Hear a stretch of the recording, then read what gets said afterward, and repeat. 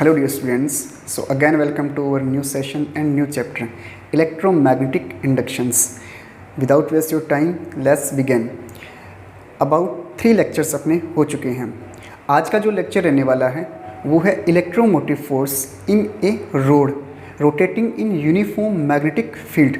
अगर मान लो कोई घूर्णन करती हुई रोड छड़ किसी मैग्नेटिक फील्ड के अंदर रखी है, तो उस मैग्नेटिक फील्ड के अंदर रखी रोड के ऊपर एक ईएमएफ इंड्यूस होता है. उस ईएमएफ की वैल्यू कितनी होती है, कैसे उत्पन्न होता है, क्या रीजन है कि ईएमएफ उत्पन्न हुआ, इन सारी बातों की चर्चा करेंगे आज के इस लेक्चर के अंदर. तो आज का लेक्चर स्टार्ट करने से पहले रिकॉल द प्रीवियस वन.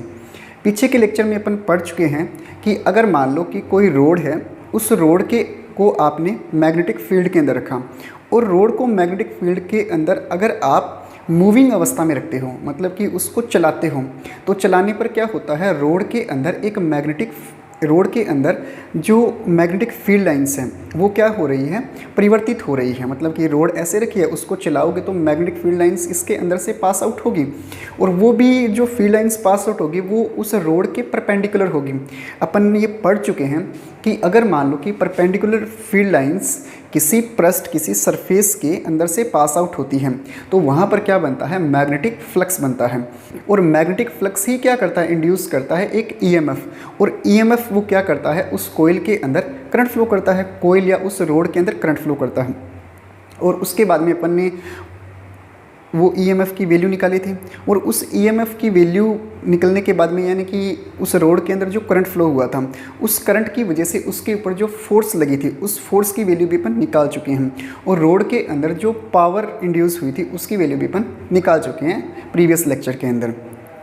ठीक है, आज का जो लेक्चर रहने वाला है वो है रोटेटिंग रोड अगर मैग्नेटिक फील्ड में रखी है तो उसके ऊपर कितना ईएमएफ इंड्यूस होगा. ठीक है, उसकी वैल्यू पर फाइंड आउट करेंगे. तो स्टार्ट करते हैं, लेकिन इसकी कुछ बेसिक थ्योरी है, उन बेसिक थ्योरी के ऊपर एक बार चर्चा कर लेते हैं. देखो, अपन ये पढ़ चुके हैं कि अगर मान लो आप किसी रोड या किसी सरफेस के अंदर से magnetic field lines pass out करवाते हो तो फैराडे का जो लॉ है, सेकेंड लॉ, क्या कहता है कि आप जितनी ज़्यादा फील्ड लाइंस क्या करवाते हो उसके अंदर से पास आउट करवाते हो. मतलब कि फील्ड लाइंस के अंदर क्या हो रहा है, चेंज हो रहा है, वेरिएबल है फील्ड लाइंस. तो वेरिएबल फील्ड लाइंस क्या करेगी, उस सरफेस के अंदर एक करंट प्रोड्यूस करेगी. मतलब कि उसके अंदर करंट फ्लो होगा. वो जो करंट फ्लो होगा मतलब कि वो फील्ड लाइंस ने क्या किया, ईएमएफ इंड्यूस किया. उस ईएमएफ ने क्या किया, उसके अंदर करंट फ्लो किया. आज अपन उस करंट की वैल्यू फाइंड आउट करते हैं. मतलब कि वो जो करंट प्रोड्यूस हो रहा है वो कितना हो रहा है उसकी वैल्यू फाइंड आउट करते हैं. समझना भाई, ठीक है. सुनो, तो हेडिंग डालना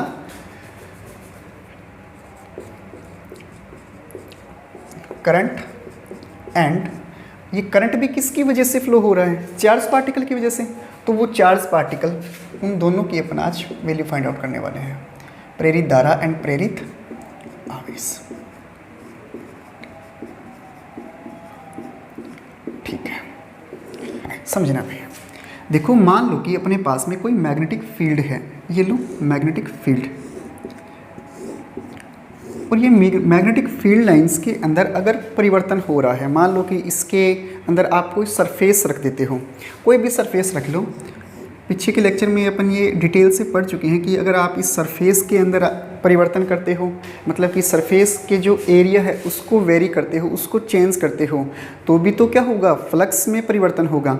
और अगर मान लो कि आप मैग्नेटिक फील्ड लाइंस को क्या करते हो, वेरिएबल रखते हो, तो भी क्या होगा, इलेक्ट्रिक फ्लक्स, मतलब कि इलेक्ट्रिक फ्लक्स क्या करेगा, इसके अंदर वेरी करेगा. और इसकी वजह से क्या होता है, इस सरफेस के अंदर एक ईएमएफ जनरेट होता है और वही ईएमएफ क्या करता है, इसके अंदर करंट फ्लो करवाता है. ठीक है, तो मतलब ये है कि फैराडे का जो सेकंड लॉ है वो ये कहता है कि इन फील्ड लाइंस जो इसके परपेंडिकुलर है सरफेस के, ये फील्ड लाइंस जो इसके परपेंडिकुलर है वो क्या करती है, इलेक्ट्रिक फ्लक्स बनाती है. वो जो इलेक्ट्रिक फ्लक्स बनाया वो कितना होता है, phi B is equal to B dot A या बी ए होता है. ठीक है, उसके बाद में फैराडे का जो सेकंड लॉ है वो ये कहता है कि यही फ्लक्स क्या करता है, इसके अंदर ईएमएफ बनाता है. और कितना होता है ईएमएफ, वो E is equal to minus का डी फाई बी अपॉन में dt। ठीक है, यहाँ से E is equal to 5b की वैल्यू पुट कर देते हैं डी बी ए अपॉन में dt। और अपन ये पढ़ चुके हैं कि आप इन दोनों में से कोई भी वेरिएबल रख दो, फ्लक्स में परिवर्तन तय है। मतलब कि दोनों में से अगर एक को वेरी करते हो तो भी तो क्या होगा, इसके अंदर ईएमएफ बनेगा। दोनों को अगर आप वेरी करते हो तो भी इसके अंदर क्या होगा, ईएमएफ बनेगा। और वही ईएमएफ क्या करेगा, इसके अंदर धारा को बनाएगा, यानी कि धारा का निर्माण करेगा। ठीक है, तो E is equal to Faraday का सेकेंड लॉ क्या कहता है, E is equal to D 5b upon में dt। इसको मान लो इक्वेशन नंबर क्या है, 1 है। ठीक है, अपने को क्या चाहिए, करंट चाहिए। E क्या होता है, EMF विद्युत वाहक बल, यानी कि एक प्रकार से वोल्टेज ही होती है। ठीक है, तो ओम के अकॉर्डिंग, ओम्स के नियम के अकॉर्डिंग क्या होता है, V is equal to I R. यहाँ पर वोल्टेज कितनी है, E is equal to I R. सही है क्या? ठीक है, यहाँ से E की वैल्यू कितनी है, d5b अपॉन में dt। ठीक है, यहाँ पर E की वैल्यू कितनी है, d5b अपॉन में dt है। अगर मान लो कि जैसे यहाँ पर आपने क्या लिया, एक सरफेस लिया है। अगर आप इस सरफेस के स्थान पे क्या करते हो, एक कोयल लेते हो। मान लो कि ये कोयल है। स्टार्टिंग के अंदर जो आपने प्रयोग किया था ना प्रैक्टिकल, उस प्रैक्टिकल के अंदर किया क्या था, ये कोयल ही ली गई थी।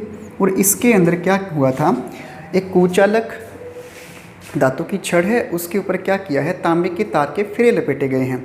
तो जब तांबे के तार के फेरे लपेटोगे तो वो जो फेरे हैं वो एक प्रकार की क्या है, कोयल है। और उस कोयल के कितने फेरे लपेटे गए हैं, मान लो कि n फेरे लपेटे गए हैं।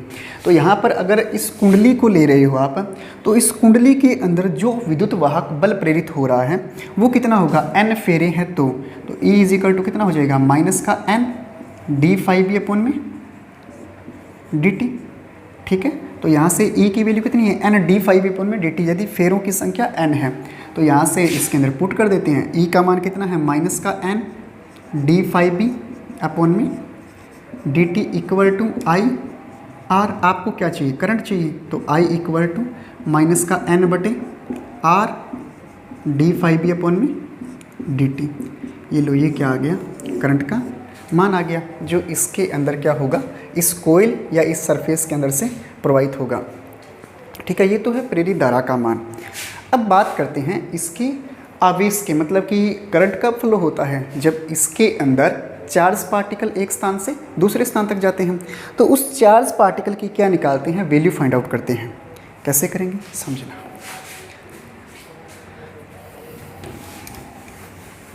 अपन ये जानते हैं कि चार्ज पार्टिकल यानी कि जो आवेश है उसको आप लिखते हो Q से। और Q और करंट के बीच में एक रिलेशन होता है, Q और करंट के बीच में एक रिलेशन होता है, कितना होता है, वो होता है I is equal to D Q upon में dt। सही है, यहाँ से आपको चाहिए डी क्यू की वैल्यू, तो इसको ऐसे लिख सकते हैं I डॉट डी टी।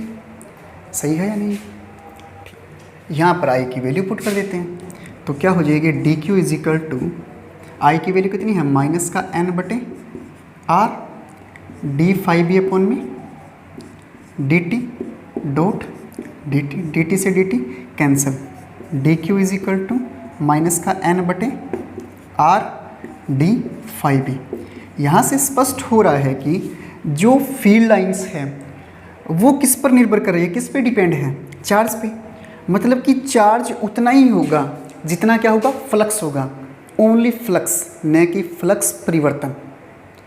मतलब कि जो करंट है वो फ्लक्स परिवर्तन की दर पे निर्भर कर रहा है, जो ईएमएफ है वो फ्लक्स परिवर्तन की दर पे निर्भर कर रहा है, मतलब कि d5b अपॉन में dt पर निर्भर कर रहा है। लेकिन यहाँ जो चार्ज है वो field lines, only field lines है ना, जो उसके ऊपर डिपेंड कर रहा है, संख्या के ऊपर, नंबर्स पे, न कि परिवर्तन पे। तो अगर मान लो कि जैसे ये कोई सरफेस है, मान लो कि यहाँ पे कोई सरफेस है, ऐसे समझो कि इसके अंदर पहले एक फील्ड लाइंस गुजरी, उसके बाद में 2, उसके बाद में 3, उसके बाद में 4। तो पहले एक गुजरी तो मान लो कि कोई चार्ज Q था, उसके बाद में 2, Q2, Q3, Q, मतलब कि ऐसे समझो कि चार्ज बढ़ रहा है। तो ऐसे समझो कि फ्लक्स में जो परिवर्तन हो रहा है वो कहाँ से कहाँ हो रहा है, φ1 से मान लो कि φ2 हो रहा है। तो क्या करो, अपने को चार्ज dq है, ठीक है, अल्पांश के फॉर्म में है, और अपन टोटल चार्ज निकालते हैं। तो क्या करते हैं, इंटीग्रेशन करते हैं बोथ साइड। तो इंटीग्रेशन बोथ साइड, इंटीग्रेशन कर दो बोथ साइड। तो इंटीग्रेशन करोगे तो डी क्यू के लिए और माइनस का एन बटे आर डी फाई बी, और फ्लक्स परिवर्तन कहाँ से कहाँ हो रहा है, फाई 1 से फाई 2, ओनली परिवर्तन हो रहा है, न कि परिवर्तन की दर। N numbers of coil constant होते हैं, ठीक है। आर कोयल का जो वायर है उसका रेजिस्टेंस भी क्या होता है, कांस्टेंट होता है, लिया गया है, ठीक है, कांस्टेंट। यहाँ पे क्यू के लिए कितना हो जाएगा, क्यू, और यहाँ से कांस्टेंट एन बटे आर क्या आ जाएगा, बाहर आ जाएगा, फाई 1 से फाई 2, इंटीग्रेशन किसका होगा, डी फाई बी का होगा। Q is equal to minus का एन बटे आर फाई बी के लिए, डी फाई बी के लिए फाई बी, और कितना होगा, फाई 1 से फाई 2, सही है, ठीक है। यहाँ से ये फाई बी 1 है, ठीक है, बी 1, और ये फाई बी 2, ये भी फाई बी 1, ये भी फाई बी 2, ठीक है, फाई बी 1 और ये फाई बी 2।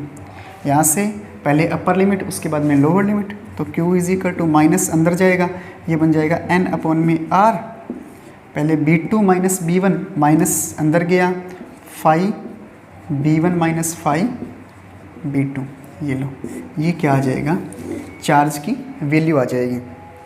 मतलब कि वो जो आप सरफेस के अंदर फ्लक्स में क्या करवा रहे हो, चेंज करवा रहे हो, मतलब कि फ्लक्स में परिवर्तन करवा रहे हो।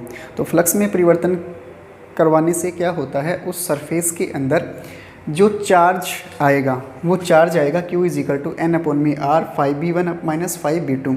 इस चार्ज की वजह से जो करंट फ्लो हुआ वो कितना होगा, I is equal to minus का एन अपॉन में R D phi B upon में डी टी। और यहाँ से स्पष्ट है कि फ्लक्स परिवर्तन की दर डिपेंड कर रही है करंट के ऊपर, और ये करंट किसकी वजह से इंड्यूस हुआ, EMF की वजह से, और EMF की वैल्यू पर निकाल चुके हैं। पीछे के प्रीवियस के लेक्चर में अपन ने बात की थी EMF के लिए, और फैराडे के नियम से EMF क्या होता है, डी फाई बी अपॉन में डी टी, ठीक है। इसके ऊपर एक न्यूमेरिकल पूछा जाता है, देखना भी क्या है वो।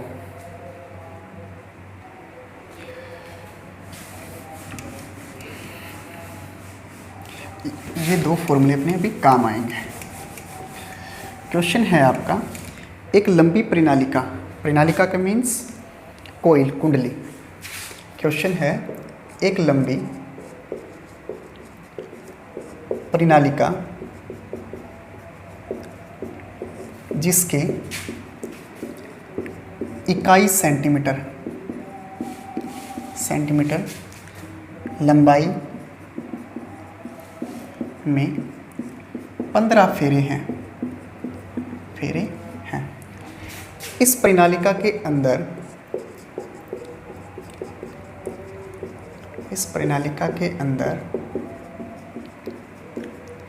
एक 2 सेंटीमीटर स्क्वायर का छोटा सा 2 सेंटीमीटर स्क्वायर का छोटा सा लूप रखा गया है।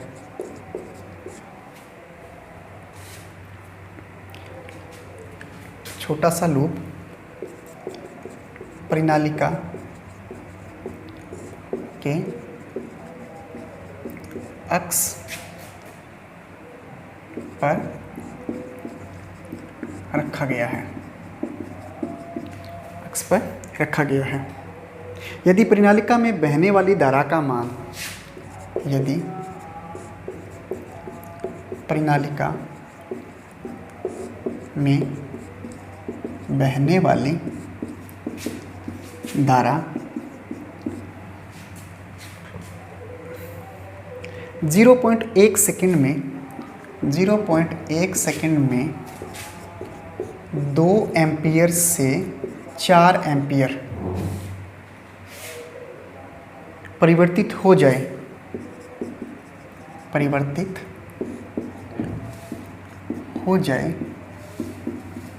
तो प्रेरित विद्युत वाहक बल का मान ज्ञात करें।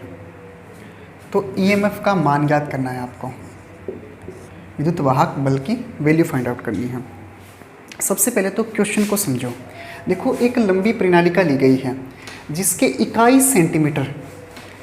सेंटीमीटर लंबाई के अंदर कितने फेरे हैं, 15 फेरे हैं, मतलब कि इकाई सेंटीमीटर। किसकी वैल्यू है, कैपिटल एन या स्मॉल एन। याद हो तो जो कैपिटल एन होता है तो वो तो फेरों की संख्या होती थी, और जो स्मॉल एन है वो क्या था, कैपिटल एन बटे एल, इकाई लंबाई में फेरों की संख्या।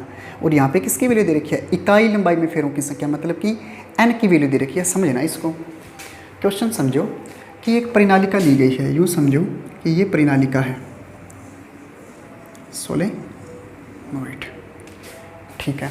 और इस परिनालिका के अंदर ऐसे समझो कि ये इसका अक्ष है, और इस अक्ष के लंबवत एक छड़ रखी गई है, लूप रखा गया है। यूँ समझो कि ये लूप रखा गया है ऐसे, ये लूप है और ये इसका अक्ष है। और जो लूप है ना, इसको ये समझो ये लूप है, ठीक है। और इस लूप का जो सरफेस है वो अक्ष के लंबवत है, ठीक है। इस परिनालिका के अक्ष के लंबवत है लूप। और इस लूप का जो एरिया है वो कितना दे रखा है, 2 सेंटीमीटर की स्क्वायर दे रखी है। मतलब ये जो परिनालिका है इसके अंदर इकाई लंबाई में फेरों की संख्या कितनी है, यानी कि स्मॉल एन होता है n बटे एल, सही है, ठीक है। तो n बटे एल की वैल्यू दे रखी है आपको, यानी कि n का मान दे रखा है, कितना दे रखा है, n = 15 पर सेंटीमीटर, इकाई लंबाई में पर सेंटीमीटर है, ध्यान रखना भी, ठीक है, इसका पर सेंटीमीटर, ठीक है। उसके बाद में यानी कि स्मॉल n की वैल्यू है आपके पास में। उसके बाद में ये जो लूप है ना, ये लूप परिनालिका के अक्ष के लंबवत रखा गया है, मतलब ऐसे। और उसके अंदर से क्या, मतलब कि देखो ये परिनालिका क्या करेगी, फील्ड लाइंस बनाएगी, और फील्ड लाइंस बनाएगी। और अपने को पता है कि अक्ष के ऊपर परिनालिका का चुंबकीय क्षेत्र सबसे ज़्यादा रहता है, और वो जो चुंबकीय क्षेत्र इससे पास आउट होगा वो लंबवत भी होगा, और लंबवत होगा तो वो क्या बनाएगा, फ्लक्स। और फ्लक्स बनाएगा तो यहाँ पर इस लूप के अंदर एक विद्युत वाहक बल प्रेरित होगा। उस विद्युत वाहक बल की वैल्यू कितनी होगी, ये अपने को फाइंड आउट करनी है, ठीक है। सुनो, उसके बाद में इसने क्वेश्चन में ये बोला है कि ये जो लूप है इसका एरिया दे दिया इसने, कितना है एरिया, 2 सेंटीमीटर स्क्वायर, यानी कि ए की वैल्यू दे रखी है 2 सेंटीमीटर स्क्वायर, ठीक है।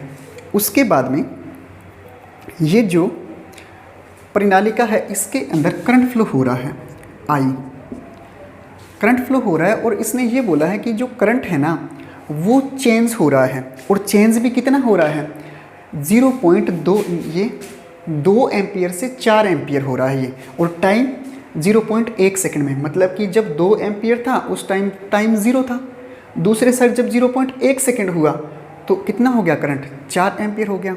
समझना भी ध्यान से, देखो इस एक बार लूप को छोड़ो, अगर आप इसको लूप को छोड़ोगे, अगर ध्यान से देखोगे तो ये परिनालिका है, और इस परिनालिका के अंदर अगर आप करंट फ्लो करवाते हो तो इसके ऊपर मैग्नेटिक फील्ड बनता है एक, सही है या नहीं है। और वो जो मैग्नेटिक फील्ड बना, उस मैग्नेटिक फील्ड अक्ष के ऊपर सबसे ज़्यादा होता है, ठीक है।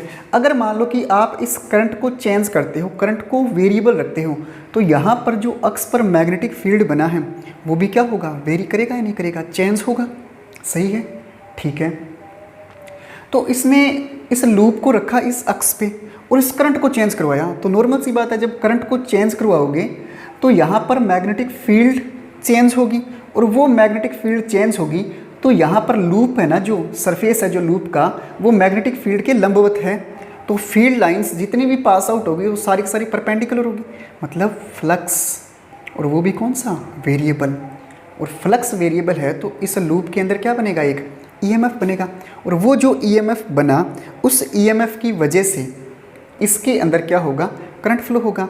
लेकिन अपने को करंट तक नहीं जाना है, अपने को क्या करना है, सिर्फ और सिर्फ ईएमएफ की वैल्यू फाइंड आउट करनी है। बोलो एग्री करते हो, ठीक है। नहीं किया सर अभी एग्री, आपने कैसे बोल दिया, ठीक है मैं बोल सकता हूँ भी, ठीक है, मेरी इच्छा।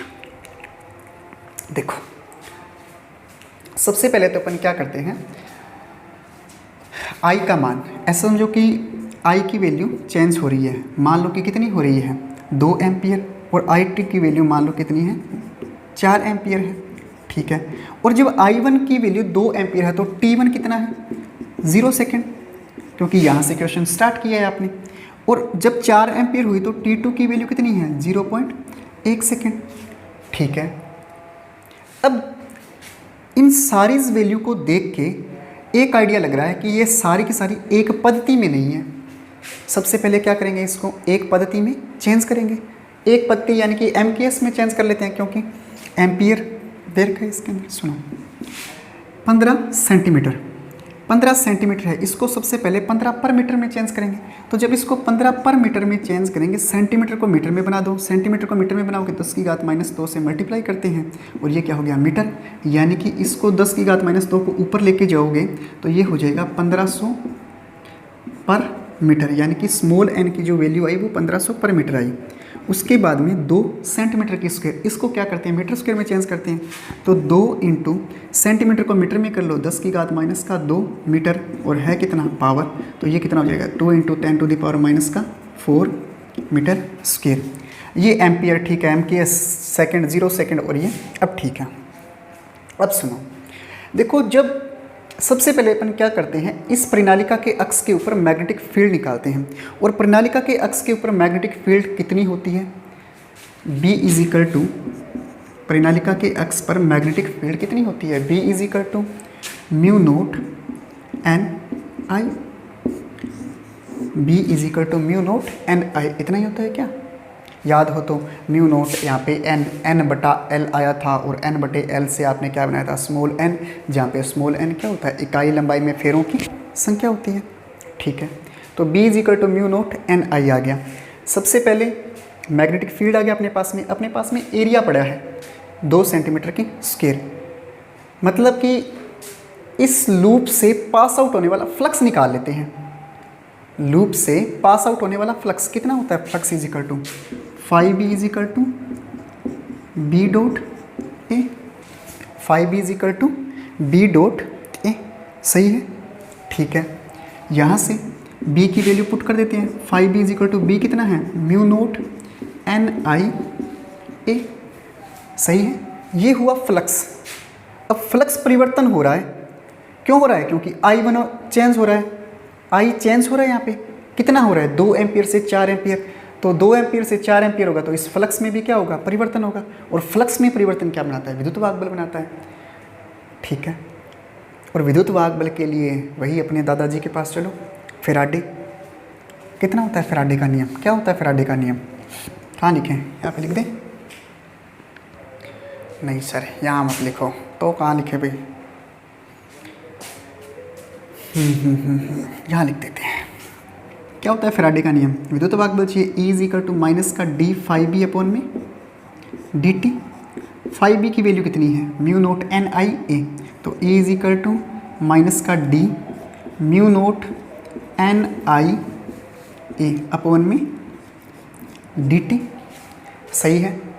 जो वैल्यू कांस्टेंट है उसको बाहर निकाल लेते हैं, जो वैल्यू कांस्टेंट है बाहर निकाल लेते हैं। म्यू नोट कांस्टेंट वैल्यू है, बाहर आ जाएगी, क्यों आ जाएगी सर म्यू नोट, अरे म्यू नोट तो कांस्टेंट होता है जिसकी वैल्यू कितनी होती है, ये हो जाएगा, कितनी होती है 4 पाई इंटू, ये होता है 10 टू द पावर -7,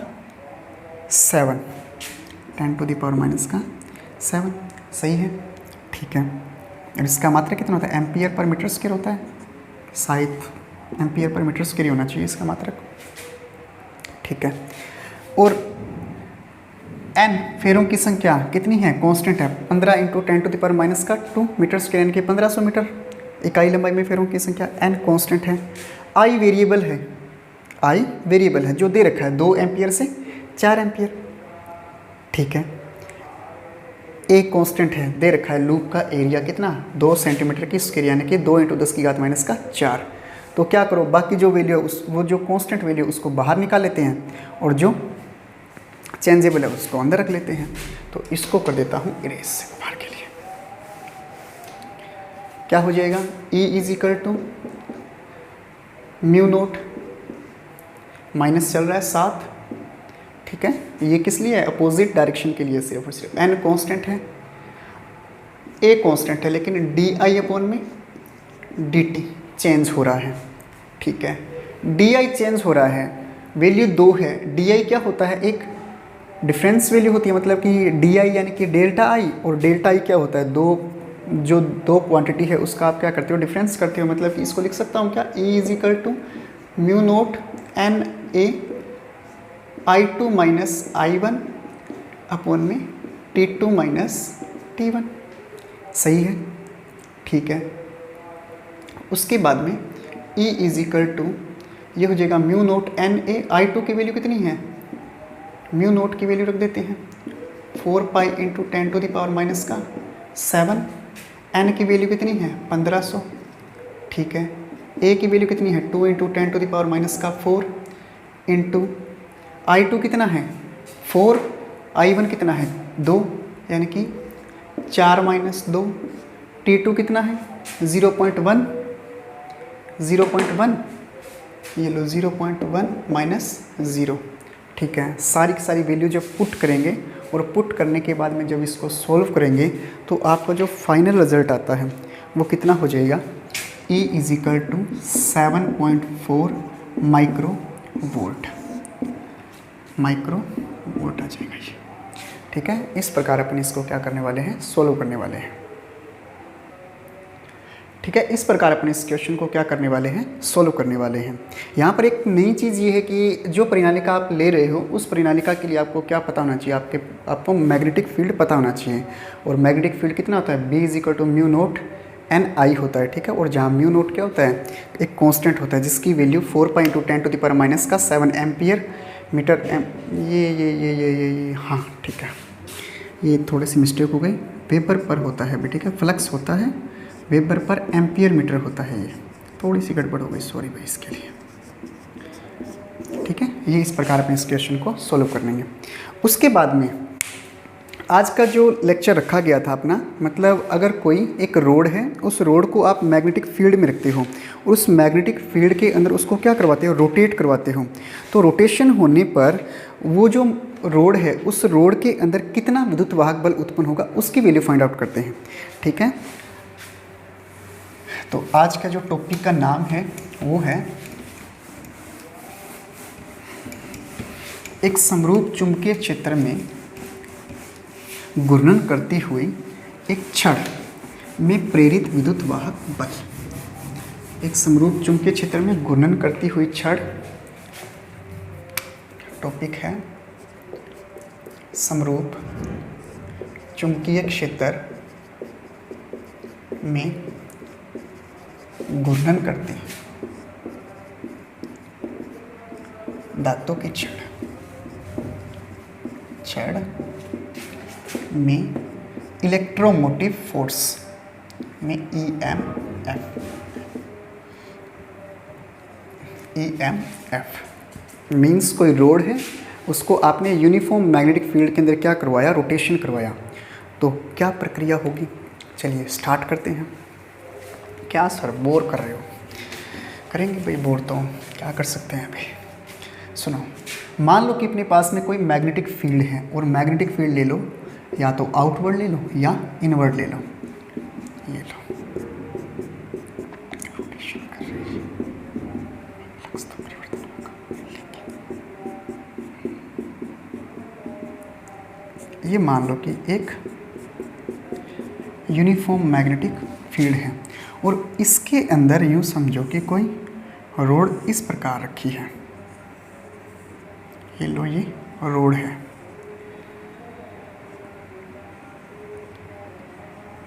जिसका क्रॉस सेक्शन एरिया मान लो कितना है, A है, यानी कि अनुप्रस्थ काट क्षेत्रफल A है, और इसकी लेंथ मान लो कैपिटल L है। मान लो इसकी लेंथ कितनी है, कैपिटल L है, ठीक है। देखो स्टूडेंट, अपन ने गतिक विद्युत वाहक बल किया था, मोशनल EMF, मतलब कि एक रोड थी, उस रोड को मैग्नेटिक फील्ड में ऐसे समरूप चलाया था। समरूप चलाने और रोटेशन करवाने में फ़र्क होता है भी। कैसे, क्योंकि जब रोटेशन करवाओगे ना इसको, तो इसका एक सिरा यूँ समझो बंधा हुआ है और ऊपर वाला सिरा घूर्णन कर रहा है। समझा नहीं समझे, मतलब एक सिरा तो बंधा हुआ है और ऊपर वाला सिरा क्या कर रहा है, घूर्णन कर रहा है। तो ऊपर वाला सिरा होगा जो, वो ऐसे समझो कि थोड़ा उसकी वेलोसिटी कम होगी, जैसे जैसे नीचे आते हो उसकी वेलोसिटी बढ़ती जाती है। मतलब जो एक रोड होगी, उस रोड के प्रत्येक पार्ट के अंदर जो मैग्नेटिक फील्ड लाइंस होगी वो अलग अलग होगी भाई। नहीं समझे सर, देखो स्टूडेंट, यूँ समझो कि ऐसे समझो कि ये कोई रोड है। इस रोड को यहाँ पे पकड़ा आपने, तो इस रोड को पकड़ोगे तो इसको आपने जैसे ही घुमाया, तो घुमाओगे तो जो ऊपर वाला सिरा है, ऊपर वाला सिरा ऐसे समझो कि थोड़ा कम स्पीड से घूमेगा, नीचे वाला सिरा और कम स्पीड से, उससे नीचे वाला सिरा और कम स्पीड से। जैसे आपने किसी पत्थर को लेके, पत्थर से धागे को बांधा और धागे को बांधोगे तो उसको घुमाया आपने, तो जब घुमाओगे तो जो छोटा धागा होता है, छोटा धागा बंधा हुआ पत्थर होता है, वो स्पीड से घूमता है या बड़े धागे वाला पत्थर स्पीड से घूमता है? obvious सी बात है, छोटे धागे वाला पत्थर स्पीड से घूमता है। समझे नहीं समझे? तो ऊपर वाला जो सिरा होगा वो कम स्पीड से घूमेगा, उसके नीचे वाला सिरा उससे ज़्यादा, उसके नीचे वाला सिरा उससे ज़्यादा, उसके नीचे वाला सिरा उससे ज़्यादा।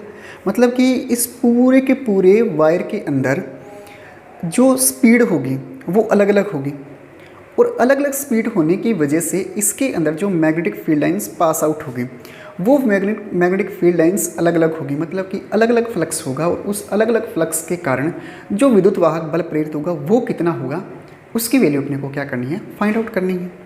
ठीक है, मान लो कि ये जो रोड है ना, ये ओमेगा कोणीय वेग से घूमती है। ये रोड ओमेगा कोणीय वेग से घूर्णन गति कर रही है। तो ऐसे समझो कि अपन इस रोड के लिए तो नहीं निकाल सकते, क्योंकि रोड के अलग अलग पार्ट के ऊपर क्या है, अलग अलग मैग्नेटिक फील्ड है, यानी कि अलग अलग मैग्नेटिक फील्ड लाइंस है, या ऐसे कहो कि अलग अलग फ्लक्स परिवर्तन हो रहा है। तो अलग अलग फ्लक्स परिवर्तन के लिए आप विद्युत वाहक बल नहीं निकाल सकते, क्योंकि प्रत्येक पार्ट के ऊपर इसका जो ईएमएफ है वो अलग अलग है। ठीक है, तो कैसे करें, दुविधा में है। याद हो तो अपन ने बायो-सावर्ट लॉ पढ़ा था। बायो-सावर्ट ने ये बोला था कि पूरी वायर के कारण तो मैं मैग्नेटिक फील्ड नहीं निकाल सकता, लेकिन अगर मैं इसके ऊपर अल्पांश काट लेता हूँ तो उस अल्पांश की वजह से क्या कर सकता हूँ, फील्ड निकाल सकता हूँ, मैग्नेटिक फील्ड। तो अगर वो फिनोमिना यहाँ पर ट्राई करके देखें अपन, तो शायद तुक्का लग जाए अपना। सही तो है? अगर तुक्का लग जाए तो क्वेश्चन भी सोल्व हो जाएंगे। ठीक है, तो क्या करते हैं, इस वायर के ऊपर एक अल्पांश काट लेते हैं और मान लेते हैं कि उस अल्पांश के अंदर से जो फील्ड लाइन गुजर रही है वो फील्ड लाइन सेम है। मतलब यहाँ से सिस्टम वो कहते हैं ना ताबे आ जाएगा। सही तो है भाई? इसके ऊपर अल्पांश काट लेते हैं और उस अल्पांश की वजह से जो मैग्नेटिक फील्ड लाइंस हैं, वो फील्ड लाइंस जो पास आउट होगी वो क्या होगी, वेरी करेगी। ठीक है, और ऐसा समझो कि समरूप होगा उसके लिए मैग्नेटिक फील्ड। तो अल्पांश कट करते हैं एक, ये लो मान लेते हैं कि यहाँ पर एक अल्पांश काटा dl, ये लो, और इस अल्पांश की ना इस सेंटर O से डिस्टेंस मान लेते हैं कितनी है, स्मॉल l है। क्यों? क्योंकि डिस्टेंस पे डिपेंड कर रहा है फ्लक्स। क्यों करेगा? क्योंकि dl की वैल्यू बढ़ा के l कर दोगे तो यहाँ पर फील्ड लाइंस यानी कि स्पीड कम है, फील्ड लाइंस कम होगी। कटाओगे यहाँ पर लेके आओगे एकदम पास में, तो यहाँ पर ये अधिक स्पीड से कर रहा है घूर्णन, अधिक स्पीड से घूर्णन कर रहा है, तो क्या होगा, यहाँ पर फील्ड लाइंस ज़्यादा होगी, मतलब कि मैग्नेटिक फील्ड ज़्यादा होगी, मतलब ज़्यादा परिवर्तन होगा, तो यहाँ पर जो ईएमएफ वो ज़्यादा होगा, मतलब कि एल पर डिपेंड कर रहा है ये। सही बात है। ठीक है, तो मान लो कि आपने जो अल्पांश कट किया है इसके ऊपर dl, उस dl अल्पांश की इस सेंटर O से डिस्टेंस मान लो कि स्मॉल l है, और ये जो छड़ है ना ये ऐसे रखी है और ये ऐसे घूर्णन गति कर रही है, इसका एक सिरा बंधा हुआ है, ये ऐसे घूर्णन कर रही है। तो जब ये ऐसे घूर्णन गति करेगी तो क्या होगा, इसके अंदर फ्लक्स परिवर्तन होगा, और फ्लक्स परिवर्तन की वजह से क्या होगा, एक विद्युत वाहक बल प्रेरित होगा। ठीक है, करें स्टार्ट। और एक विद्युत वाहक बल यानी कि इस dl अल्पांश है जो dl अल्पांश है वो इस मैग्नेटिक फील्ड के अंदर गति कर रहा है। तो याद हो तो एक छड़ मैग्नेटिक फील्ड के अंदर गति करती है, तो उस गति करते हुए छड़ के लिए अपन ने विद्युत वाहक बल निकाला था, और वो जो विद्युत वाहक बल था वो कितना था, याद आ रहा है? E इजिकल टू कितना था BVL। आ गया सर याद? बोलो एग्री करते हो? इतना ही आया था। ठीक है, यहाँ पर क्या है, वो तो छड़ थी, यहाँ पर आपने एक माइनॉरिटी ली है, अल्पांश लिया है, तो अल्पांश लेंगे यहाँ पे, एल लेंथ तो नहीं लेंगे, अल्पांश की वजह से विद्युत वाहक बल निकाल रहे हैं अपन। ठीक है, तो अल्पांश dl लोगे तो विद्युत वाहक बल भी अल्पांश में कितना होगा, dE होगा, तो dE इजिकल टू क्या लिखोगे यहाँ पे, BVDL। बोलो एग्री करते हो? इसको मान लो इक्वेशन नंबर 1। सही है, ठीक है। अपन ये जानते हैं कि ये जो रोड है, ये जो छड़ है, ये ओमेगा कोणीय वेग से घूर्णन गति कर रही है। ओमेगा कोणीय वेग मतलब कि जो घूर्णन गति कर रही है वो ओमेगा कोणीय वेग से है। तो ओमेगा कोणीय वेग है और अपने को रेखीय वेग दे रखा है, यानी कि जो v है ये रेखीय वेग है। वो जो छड़ चला रहे थे आप ऐसे चला रहे थे, इस रोड को आप ऐसे घुमा रहे हो, तो उधर रेखीय वेग है, इधर कोणीय वेग है। करें क्या? एक रिलेशन पता है अपने को, रेखीय वेग और कोणीय वेग बीच में कितना होता है। अपन पढ़ते हैं रेखीय वेग इज इक्वल टू, यानी कि v इज इक्वल टू कोणीय वेग इंटू त्रिज्या। हाँ सर, आ गया याद, आ गया। कोणीय वेग है ये, ठीक है। तो कोणीय वेग है आपका ओमेगा, त्रिज्या है आपकी r। r कितनी है? ये ऐसे घूम रही है, आप dl यहाँ पे ले रहे हो तो त्रिज्या क्या होगी? यहाँ पे स्मॉल l होगी, तो ओमेगा l। और v कितना है? v is equal to omega l। इसको मान लो equation number 2। Put the value of equation 1 in equation 2 in equation 1, ठीक है। पुट कर देते हैं, D is equal to B omega L D L, ठीक है। विद्युत वाहक बल चाहिए, डी एल वेरिएबल है, डी ई पड़ा यानी कि अल्पांश पड़ा है, फुल चाहिए। क्या करो? इंटीग्रेशन करो, समाकलन करो। तो इंटीग्रेशन बोथ साइड, और इंटीग्रेशन भी कहाँ से कहाँ करेंगे? इंटीग्रेशन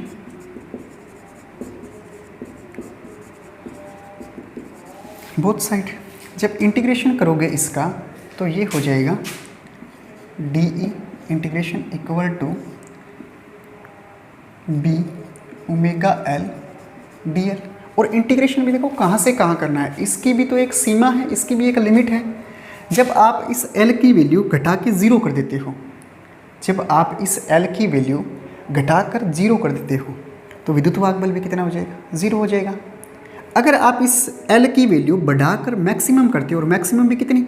L तक, मतलब आप इसका इंटीग्रेशन कहाँ से कहाँ तक कर सकते हो। मतलब कि जो विद्युत वाहक बल आएगा वो कहाँ से कहाँ तक इसको वेरी करोगे तो आएगा 0 से कैपिटल L तक। इसका इंटीग्रेशन कर देते हैं। तो जब 0 करोगे, जब लेंथ 0 है तो विद्युत वाहक बल भी कितना होगा? 0। जब लेंथ कैपिटल L है तो विद्युत वाहक बल कितना मान लो? E मान लो, ठीक है। D का कितना होगा? E होगा, और E minus 0 E। B magnetic field क्या है? कांस्टेंट है, ठीक है। बाहर आ जाएगा ओमेगा कोणीय वेग कांस्टेंट, ठीक है। तो ओमेगा और B क्या आ गया? बाहर ले दे के 0 से L, और L डॉट DL का क्या हो जाएगा? इंटीग्रेशन हो जाएगा।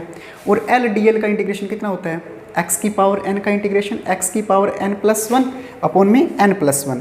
तो यहाँ से L की पावर n कितनी है? 1, तो 1+1 अपॉन में 1+1 डॉट DL। तो ये E इज इक्वल टू कितना हो जाएगा? b ओमेगा L का इंटीग्रेशन DL के सापेक्ष, DL के रिस्पेक्ट में L स्क्वायर अपॉन में 2, और लिमिट 0 से कैपिटल L, ठीक है। यहाँ से लिमिट रखें, अपर लिमिट माइनस ये upper limit minus lower limit, तो बी ओमेगा एल के स्थान पे कैपिटल L स्क्वायर अपॉन में 2 माइनस 0। तो ले दे के जो विद्युत वाहक बल आया E वो कितना आएगा? B omega L square upon में 2, यानी कि 1/2 बी ओमेगा एल स्क्वायर। ये क्या आ जाएगा? इस रोड के लिए विद्युत वाहक बल की वैल्यू आ जाएगी, ठीक है। अपन ये जानते हैं कि जो ओमेगा होता है वो कोणीय वेग होता है, और कोणीय वेग और फ्रीक्वेंसी के बीच में एक रिलेशन होता है। मींस अगर आप इसके बीच में रिलेशन निकालें तो कितना होगा? ओमेगा इज इक्वल टू कितना होता है? 2 पाई एफ, जहाँ पे एफ क्या होती है? कोणीय आवृत्ति होती है। ये ओमेगा की वैल्यू यहाँ पे पुट कर देते हैं। ओमेगा की वैल्यू जब पुट करोगे तो ई इज इक्वल टू कितना आएगा? 1/2 इंटू बी इंटू 2 पाई एफ इंटू एल स्क्वायर। सही है। यहाँ से 2 से 2 कैंसल। कहाँ लिखें? इसको इरेज कर देते हैं डायग्राम को।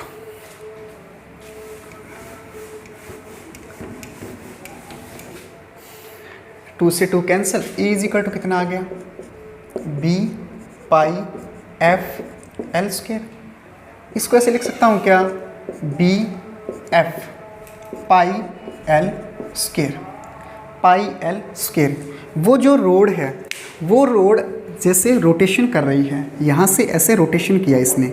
अगर मैं ये कहूँ कि ये रोटेशन करती हुई अपना कंप्लीट सर्कल पूरा करती है, अपना कंप्लीट सर्कल पूरा करती है, और उसकी रेडियस कितनी है, एल स्क्वायर, मैक्सिमम पॉइंट के लिए। याद हो तो लेंथ निकाली थी ना, मैक्सिमम लेंथ थी, ये लेंथ एल है, ठीक है। ये ऐसे कंप्लीट राउंड करेगी, तो जब कंप्लीट राउंड करेगी तो ये जो सर्कल है इसका एरिया कितना आएगा, इस कैपिटल एल रेडियस के लिए कितना आ जाएगा, पाई एल स्क्वायर। तो पाई एल स्क्वायर के लिए क्या हो जाएगा, और मान लो कि इसका एरिया कितना है, ए है, ठीक है। पाई एल स्क्वायर क्या बन गया, ए बन गया, तो A is equal to B A F, जहाँ पर एफ क्या है, इसकी फ्रीक्वेंसी है, ठीक है। किसकी, ये जो एल लेंथ की छड़ है, कैपिटल एल लेंथ की छड़ है, मतलब कि ये कितना रोटेशन कर रही है, ये क्या है, इसकी फ्रीक्वेंसी है। ए इसका क्रॉस सेक्शन एरिया, और बी क्या है, इसका मैग्नेटिक फील्ड है, ठीक है, समरूप चुंबकीय क्षेत्र, ठीक है। यहाँ पर ये जो रोटेशन यानी कि कोई रोड है वो मैग्नेटिक फील्ड के अंदर रोटेट कर रही है। तो रोटेशन के लिए जो मैग्नेटिक फील्ड, जो रोटेशन हो रहा है ये रोड मैग्नेटिक फील्ड के अंदर, तो फ्लक्स में चेंज आएगा, फ्लक्स में परिवर्तन आएगा, तो क्या होगा, इसके अंदर एक विद्युत वाहक बल प्रेरित होगा, और वो जो विद्युत वाहक बल प्रेरित होगा वो कितना होगा, E is equal to B A F, ठीक है। तो ये यहाँ पर ये टॉपिक कंप्लीट होता है। अब चलते हैं इसके न्यूमेरिकल के ऊपर। इसके ऊपर एक ही प्रकार का न्यूमेरिकल, यानी कि इसके ऊपर एक ही टाइप का न्यूमेरिकल पूछा जाता है, समझना भाई। इसको इरेज कर देता हूँ।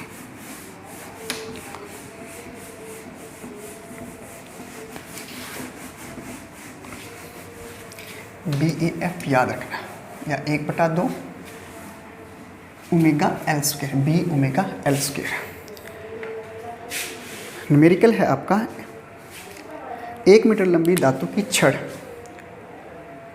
उसके एक सिरे से जाने वाले अभिलंब अक्ष के पारित 1 मीटर लंबी छड़, उसके एक सिरे से जाने वाले अभिलंबवत, उसके एक सिरे से जाने वाले अभिलंबवत अक्ष के प्रति 400 रेडियन पर सेकंड की कोणीय आवृत्ति से घूर्णन कर रही है। अक्ष के प्रति 400 रेडियन पर सेकंड की कोणीय आवृत्ति से घूर्णन कर रही है, कि कोणीय आवृत्ति से घूर्णन कर रही है, ठीक है। छड़ का दूसरा सिरा एक धात्विक बल्य के संपर्क में है। छड़ का दूसरा सिरा